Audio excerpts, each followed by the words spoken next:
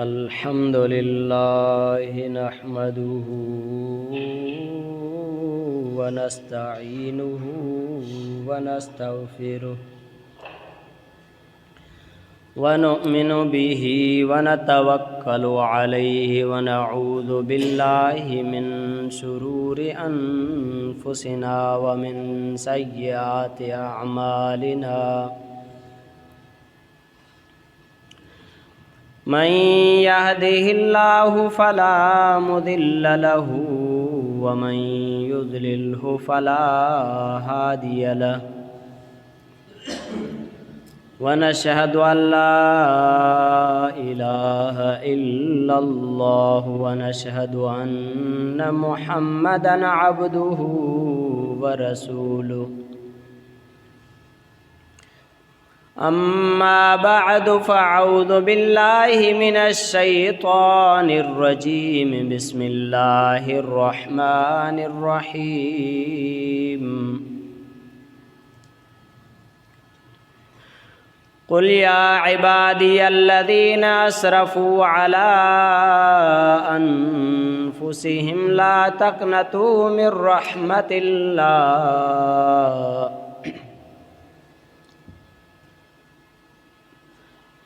इन्नल्लाह यग़फ़िरुज़्ज़ुनूब जमीआ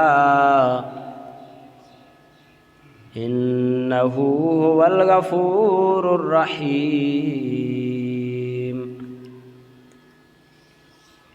वक़ाल नबिय्यु सल्लल्लाहु अलैहि वसल्लम शअबानु शहरी व रमज़ानु शहरुल्लाह।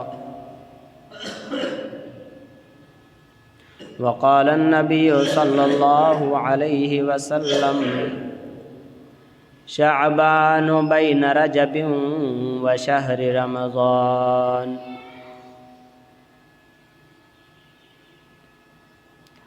यग़फ़िलुन नासु अन्हु व युअरफ़ु फ़ीहि अअमालुल इबाद।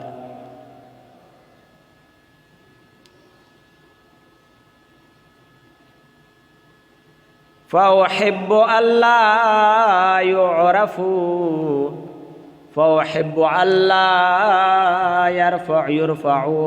अमाली फ़उहिब्बु अल्ला युरफ़अ अमली इल्ला व अना साइम। सदक़ल्लाहुल अज़ीम व सदक़ रसूलुहुन नबियुन करीम। व नहनु अला ज़ालिका लमिनश शाहिदीन वश्शाकिरीन वल्हम्दुलिल्लाहि रब्बिल आलमीन।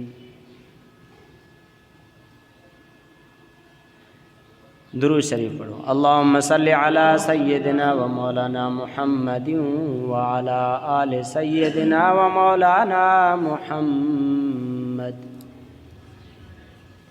मुंहिंजा अज़ीज़ान गिरामी भाइरो ऐं दोस्तो, अल्लाह ताला जा करोड़ एहसान। अल्लाह ताला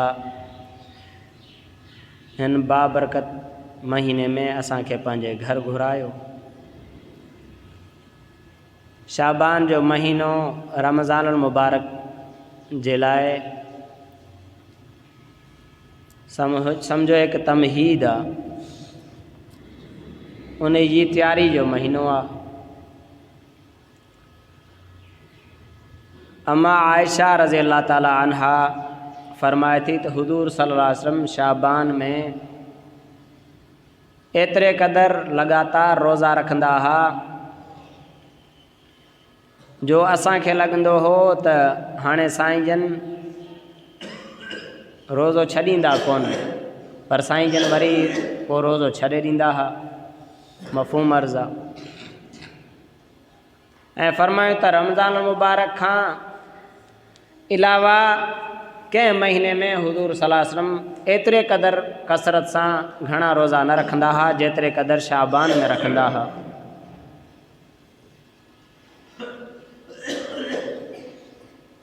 तो सरकार दो आलम सल्लल्लाहु अलैहि वसल्लम हिन महीने के बारे में फरमाइन था त शाबान बैन रजब व शहर रमज़ान,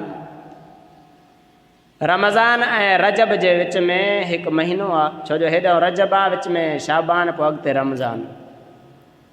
रजब ऐं रमज़ान जे विच में हिकिड़ो महीनो आ, यग़फ़िलु नास अन्हु, माण्हू उन खां गाफ़िल आहिनि, उन जे बरक़ात खां, उन जे फज़ीलत खां, उन जे शान शौक़त खां मफ़हूम अर्ज़ात गाफ़िल आहिनि।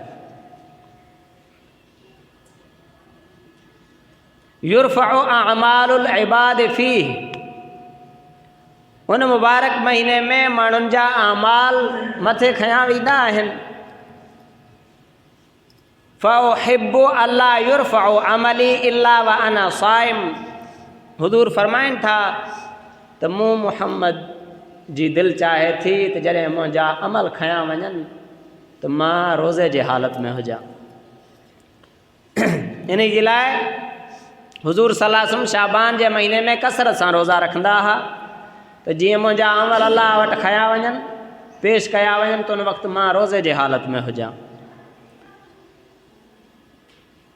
हिन महीने में पंहिंजे अंदरि इबादतनि जी आदत विझणी आहे, तिलावत जी आदत, ज़िक्र जी आदत, तिलावत जी आदत, अल्लाह खे यादि करण जी आदत, तस्बीह जी आदत। जीअं उहा आदत पकी थिए रमज़ान ताईं मज़बूत थी वञे, इन जे लाइ हिन वक़्त खां ई हींअर खां ई पंहिंजे अंदरि आदत पैदा कयूं ऐं अल्लाह ताला जे रहमत में उम्मीदवार थी हींअर सां ई महिनत शुरू करे ॾियूं। केतिरा बि गुनहगार हुयासीं, ऐबदार हुयासीं, पर अल्लाह ताला हे मौक़िया ठाहिया आहिनि असांखे पंहिंजे बख़्शिश ऐं पंहिंजे रहमतनि जे लुटण जे लाइ हेठि वक़्तु ॾिनो आहे अल्लाह ताला असांखे। फरमाए कुल या इबादियल्लज़ीन असरफ़ू अला अनफुसिहिम ला तक़नतू मिर रहमतिल्लाह, ऐ नबी सल्लल्लाहु अलैहि वसल्लम मुंहिंजे उन्हनि बाननि खे चओ जिन पाण ते ज़ुल्म कयो आहे, छा चओ, अल्लाह तक़नतू मिर रहमतिल्लाह, अल्लाह जे रहमत मां ना उमीद न थियो। केॾा बि गुनहगार हुया, को चोर आहे त बि अल्लाह जे रहमत में उम्मीदवार थी अचे, को धाड़ेला बदमाश आहे, जंहिं बि क़िस्म जे कंहिं गुनाह में मुब्तला आहे, बदकारी आहे, कूड़ा ग़ीबत आहे, माज़ी में जेके बि गुनाह हुयसि, को बि गुनाह अहिड़ो न आहे जंहिंजे लाइ अल्लाह ताला ज़िंदगी में माफ़ी न रखी हुजे। तौबा करे अल्लाह जे दर ते अचे त अल्लाह ताला हर गुनाह हता के जेकॾहिं को शिरक ऐं कुफ़र में मुब्तला आहे उहो बि ज़िंदगी में तौबा करे तो 100 साल जो जेकॾहिं काफ़र बि तौबा पढ़े, कलमो आणे, इस्लाम जे अंदरि दाख़िल थिए त उन जा गुनाह बि माफ़ थी वेंदा। अल इस्लाम यहदिमु मा क़ब्ल, इस्लाम पाण खां अॻु में जेके बि गुनाह हुया उन्हनि खे ख़तमु करे थो छॾे। ऐं ईअं ई तौबा जे बारे में फरमायो, अताइबु मिन ज़ंबि कमल ला ज़ंब लहू, जंहिं पंहिंजे गुनाहनि खां तौबा कई उहो ईअं ॼण को गुनाह कई ई कोन। इन्नहू यग़फिरु ज़ुनूब जमीआ, फरमाए हू अल्लाह सभु गुनाह बख़्शींदो आहे। इन्नहू हुवल गफ़ूरुर रहीम, छो जो हो बख़्शणहार मेहरबान आहे। ॿिए हंधि फरमाइनि था व अम्मा मन ख़ाफ़ मक़ाम रब्बिही व नहन नफ़्स अनिल हवा फ़इन्नल जन्नत हियल मअवा, फरमाए त जेको अल्लाह जे अॻियां बीहण खां ड्रिनो ऐं पाण खे नफ़्सानी ख़्वाहिशनि खां रोकी, इन जो ठिकाणो जन्नत आहे। तरह तरह जे गुनाहनि में नफ़्स मुब्तला हुजेसि, पर ज़िंदगी में तौबा करे ऐं सोचे त मूंखे अल्लाह जे अॻियां अकेलो पेश थियणो आहे, न मूंखे उते बाबो कमु ईंदो, न अमा कमु ईंदी, न दोस्त कमु ईंदा, न रिश्तेदार कमु ईंदा, को बि मूंखे उते कमु न ईंदो। उते मूंखे अलाह जे अॻियां अकेलो पेश थियणो आहे। इन पेशी खे यादि करे, पंहिंजे गुनाहनि खे यादि करे, तौबा करे अलाह जे दर ते अचे त अलाह ताला ऐं आईंदा वरी हिकु तौबा करे वरी आईंदा जे लाइ पाण खे नफ़्सानी ख़्वाहिशात खां रोके त अलाह ताला फरमाए थो उन जो ठिकाणो जन्नत आहे। फ़क़ुल्तु अस्तग़फ़िरू रब्बकुम इन्नहू कान गफ़्फ़ारा युरसिलिस समाअ अलैकुम मिदरारा वयुमदिदकुम बिअम्वालिन व बनीन वयजअल लकुम जन्नातिन वयजअल लकुम अनहारा। अल्लाह फरमाए थो त नूह अलैहिस्सलातु वस्सलाम पंहिंजे क़ौम खे जेको फरमायो त अल्लाह जे अॻियां तौबा कयो, बख़्शिश घुरो उन खां, हू गफ़ार आहे। तव्हांजी पोइ माल जे ज़रिए बि तव्हांजी मदद कंदो, औलाद जे ज़रिए तव्हांजी माली मदद बि कंदो, औलाद जे हिसाब सां बि तव्हांखे बच्चा कमाईंदड़ ऐं सेहतमंद ऐं तव्हांखे फ़ाइदेमंद सालिह औलाद बि अलाह अता करे तव्हांजे औलाद जे ज़रिए बि तव्हांजी मदद कंदो। ऐं फ़सल ऐं बाग़ात पोख हर तरह सां अलाह जी मदद तव्हांजे लाइ अची वेंदी। त हे अज़ीम महीनो आहे, हिन महीने में उन पंहिंजे पालनहार जे दर ते अची करे तौबा ताइब थी। ख़ुसूसन 15 शाबान जे राति पंहिंजे रब खे ॿाॾायूं ऐं ख़ुसूसन फजर जे आज़ान खां कुझु टाइम अॻु में सहरी जे टाइम उथी करे रोई पंहिंजे रब खे ॿाॾायूं। जो हदीस शरीफ़ जो मफ़हूम आहे, राति जे आख़िरी वक़्त में अल्लाह ताला नुज़ूल इलस समाए दुनिया करणु फ़रमाईंदो आहे। हिन आसमानी दुनिया ते अची करे अल्लाह ताला पंहिंजे शान मुताबिक़ ऐलान कंदो आहे, हल मिन मुस्तग़फ़िरिन अस्तग़फ़िरु, आहे को मूंखां बख़्शिश घुरण वारो त मां उन खे बख़्शियां, आहे को मूंखां रिज़्क़ घुरण वारो मां उन खे रिज़्क़ ॾियां। अल्लाह ताला राति जे आख़िरी हिसे में ऐलान करणु फ़रमाईंदो आहे त असांखे 15 शाबान जे आख़िरी हिसे में पंहिंजे रब खे ॿाॾाइणो आहे, रोई रोई अलाह खां दुआऊं घुरणियूं आहिनि। ऐं हुज़ूर सल्लल्लाहु अलैहि वसल्लम फ़रमाइनि था, शाबान शहरी, हे शाबान मूं मुहम्मद जो महीनो आहे। सभु चओ सल्लल्लाहु अलैहि वसल्लम। त जीअं मिठो मुहम्मद पाण शान वारो, तीअं हे मुबारक महीनो बि शान वारो। शाबान शहरी व रमज़ान शहरुल्लाह, शाबान मूं मुहम्मद जो महीनो आहे ऐं रमज़ान अल्लाह जो महीनो आहे। अल्लाह ताला असांखे ॿिन्हिनि महीननि खां फ़ाइदे वठण जे लाइ तौफ़ीक़ अता फ़रमाए। त मुंहिंजा अज़ीज़ दोस्तो, मां पहिरें अर्ज़ु कयमि त असांखे हिन वक़्तु पंहिंजे अंदरि इबादतनि जी आदत विझणी आहे, जीअं रमज़ान महीने जे अचण ताईं उहे आदतूं पकियूं थी वञनि ऐं असां पंहिंजे रब जे दर ते अची करे उन खे ॿाॾायूं, उन खे सॾियूं।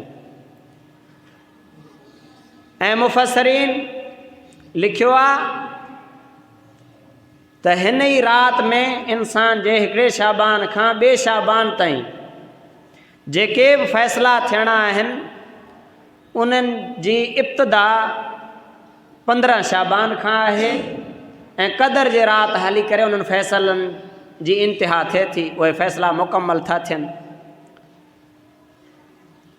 माना कंहिं शख़्स खे केरु हिन सॼे साल में मथे शाबान ताईं वफ़ात कंदो ऐं कंहिं जी शादी थींदी ऐं उन खे केतिरो रिज़्क़ मिलणो आहे, केतिरी उन खे सिहत मिलणी आहे, केतिरियूं ख़ुशियूं ग़म ॾुख, सभिनी कमनि जे फ़ैसिलनि जी इब्तिदा 15 शाबान खां आहे। 15 शाबान खां वठी फ़रिश्ता हुन जे सॼे साल जे बजट ठाहिण में शुरू थी था वञनि, लिखण में, ऐं क़दर जे राति हली करे उन बजट खे मुकमल था कनि। अल्लाह ताला उहो मुकमल दफ़्तर सॼे साल जो खातो बाने जो जेको आहे सो फ़रिश्तनि जे हवाले करे थो छॾे। इहे जेकॾहिं 21, 23, 25, 27, 29 राति क़दर ॿधो, इन्हनि में का बि हिकु राति आहे 21 रातनि में। हुज़ूर फरमायो त रमज़ान जे आख़िरी अशरे जे ताक़ रातनि में क़दर खे ॻोल्हियो, पोइ जुस्तजू ऐं तलब जे लाइ त जीअं सिर्फ़ु अलाह ताला जो हबीब हिकु ई राति ॿुधाए छॾे हा त उन राति इबादत करे वरी सॼो साल वेठा हुजूं हा। पर कंहिं शइ जे ॻोल्हण खां पोइ जेको मज़ो हूंदो आहे उहो वधीक आहे। त अलाह ताला क़दर जे राति खे लिकाए छॾियो ऐं 5 रातियूं पंहिंजे हबीब सलाह जी ज़बानी असांखे ॿुधाए छॾियईं त इन 5 रातियुनि में वञी ॻोल्हियोसि, या 21 जी राति क़दर अथव, या 23 जी राति, या 25 या 27 या 29, ऐं केॾी केॾी महिल वरी इहे रातियूं तब्दील बि थींदियूं आहिनि। त इन ई राति खे तव्हां हाणे इन ई राति में अची असांजा फ़ैसिला मुकमल था थियनि त उन ई फ़ैसिलनि जी इब्तिदा 15 शाबान खां थिए थी। हदीस शरीफ़ जो मफ़हूम आहे बानो शादी थो करे, छा थो करे? शादी थो करे, उन खे ॿार बि ॼमे थो, हालांकि उन जो नालो मोलनि जे खाते में लिखिजी चुको हूंदो आहे। शाबान में शादी कई या शाबान खां महीनो 15-20 ॾींहं पहिरें शादी करे छॾी हिकिड़े शाबान ते, ऐं साल जे अंदरि अंदरि ॿार बि ॼमी वियुसि। ॿिए शाबान अचण खां अॻु में उन खे दुनिया खां वञिणो आहे, हुनखे का ख़बर ई न आहे। त मुंहिंजा अज़ीज़ो, त हे जेको मुबारक महीनो आहे, ख़ुसूसन हिन जी जेका 15 शाबान जी राति आहे, इन में असां थोरी महिनत करे पंहिंजे रब खे राज़ी कयूं त जीअं अॻिते असांजे सॼे साल जा फ़ैसिला सही थियनि। सॼो साल केतिरी महिनत कयूं था, हे चंद ॾींहं आहिनि 15 शाबान खां 15 रमज़ान ताईं महीनो, वरी मथे जेको आहे सो 21 जेकॾहिं ॿधो त पोइ 1 महीनो जेको आहे सो 6 ॾींहं, या वरी 1 महीनो 8 ॾींहं, या 1 महीनो 10 ॾींहं, या 1 महीनो 12 ॾींहं, 42 ॾींहं खनि जेकॾहिं असां पंहिंजे गुनाहनि खां पाण खे रोके अलाह ताला जी बंदगी इबादत में ज़िक्र फ़िक्र में गुज़ारियूं ऐं अॻिते सॼो साल असांजो सही गुज़रे, कुशादे रिज़्क़ सां गुज़रे, भली सिहत सां गुज़रे, इहो ऐं बच्चा ख़ुशि हुजनि, घर में सुकून हुजे, इहो सौदो को महांगो आहे। थोरे ते अलाह ताला केतिरो जेको आहे सो असांजे लाइ रखी छॾियो आहे। त इन जे लाइ असां कोशिशि कयूं त इन राति में पंहिंजे ईंदड़ राति में पंहिंजे रब खे राज़ी कयूं। 15 शाबान जे राति का बि ख़ासि इबादत हदीस शरीफ़ अहादीस मां मुतयन न आहे, मुक़ररु न आहे त हीअ इबादत कयो। जेका इबादत तव्हांजी दिलि चए, ज़िक्र कयो, तिलावत कयो, नफ़िल पढ़ो, तौबा कयो, दुरूद शरीफ़ पढ़ो, पर रंज पंहिंजे रब खे ॿाॾाईंदे तव्हां गुज़ारियो त इंशाअल्लाह अलाह ताला अॻिते पोइ सॼो साल तव्हां सां कर्म जो मामिलो फ़रमाईंदो। त अलाह ताला खां दुआ आहे। ऐं ख़ुसूसन शैतान इन क़ुरान पाक में सूरह यासीन में ईंदो आहे, इन्नहु लकुम अदुव्वुम मुबीन, शैतान तव्हांजो दुश्मन आहे।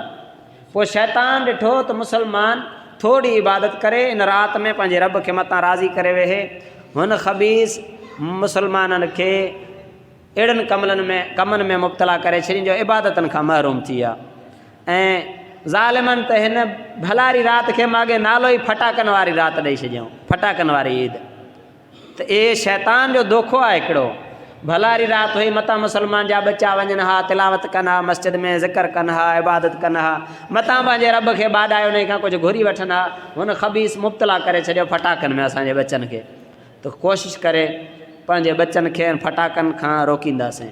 फुज़ूल ख़र्ची आहे, इसराफ़ आहे। क़ुरान पाक में ईंदो आहे फुज़ूल ख़र्ची वारो शैतान जो भाउ आहे। ऐं इसराफ़ अलाह ताला खे मन हुआ, कुलू वशरबू वला तुसरिफ़ू, खाओ पीओ पर इसराफ़ न कयो, फुज़ूल ख़र्ची आहे। इन खां पंहिंजे बच्चनि खे सख़्ती सां रोकींदासीं इंशाअल्लाह। त भलारी राति में तिलावत कनि, ज़िक्र कनि, पंहिंजे रब खे ॿाॾाइनि। ऐं दुकानदार जेके दोस्त आहिनि उन्हनि खे मां अर्ज़ु थो कयां तो इन फटाकनि खे आणियो ई न। त जीअं असांजे सुहिणे नबी जीअं राति गुज़ारी आहे, असांजे मुसलमान जे बच्चनि जी राति ईअं गुज़रे। बाइकाट कयो इन शयुनि। ऐं केॾी महिल इन फटाकनि जे अंदरि वरी पनो हूंदो आहे न, पने में अलाह ऐं उनजे रसूल जा नाला बि पक था थियनि, बेहुरमती बि कनि था। त अलाह ताला असांखे तौफ़ीक़ अता फ़रमाए त हे राति जेका ईंदा अचे पई थी 15 शाबान जी, इन खे असां अलाह ताला खे ख़ुशि करण में गुज़ारियूं। ऐं अलाह ताला असां सभिनी खे तौफ़ीक़ अता फ़रमाए त बिदआत खां, ख़राफ़ात खां, शैतानी अमलनि खां इन राति में अलाह ताला असांजी हिफ़ाज़त फ़रमाए। व आख़िर दावाना अनिल हम्दुलिल्लाहि रब्बिल आलमीन।